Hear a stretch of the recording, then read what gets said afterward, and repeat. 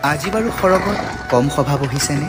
জ্যোতিপ্ৰসাদ হৈছে সভাপতি, সম্পাদক বিষ্ণুপ্ৰসাদ ৰাভা, জয়ন্ত হাজৰিকাই দিছে আদৰণি ভাষণ। হোৱা খগেন মহন্ত, অৰ্চনা মহন্তও আছে বহি নিৰলে। দেখিছোঁ আগৰ শাৰীত প্ৰতিমা বৰুৱা বাইদেউৰ সৈতে দীপালী বৰঠাকুৰ।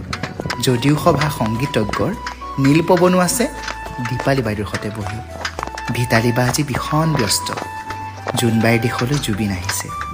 সৰগ সজোৱাৰ দায়িত্ব ভিতালীয়ে। অৱশ্যে সহায় কৰিবলৈ লগতে আছে গায়ত্ৰীও। ভগ্নী জংকীৰ চকু চালো চলিয়া। এই দিনটোৰ বাবেই যেন ৰৈ আছিল তাই। দাদা আহিব, হেঁপাহ পলুৱাই মনৰ কথা পাতিব। আছে আন বহুত। এচুকত বহি জুবিনদালৈ চাই আছে ৰাজীৱ শদিয়াই। মুঠতে সৰগৰ অসম ভৱনত আজি বিশাল সভা। এয়া মঞ্চতে ভূপেন মামাই জুবিনক আলিংগন কৰিছে। জ্যোতি বিষ্ণুক হেঁপাহ পলুৱাই কৈছে জুবিনৰ কথা। জুবিন কোন, জুবিন কিয় আৰু জুবিন কি? জ্যোতি বিষ্ণুৱে মৌন হৈ শুনিছে জুবিনৰ কথা। সভাৰ মাজতে সভাপতি জ্যোতি ককাইদেউ থিয় হৈ উঠিল। কোনেও ধৰিবই পৰা নাই কি হ'ল জ্যোতিপ্ৰসাদৰ। কলাগুৰুৰ ফালে আকুল দৃষ্টিৰে চাই ক'লে কিবা এটা।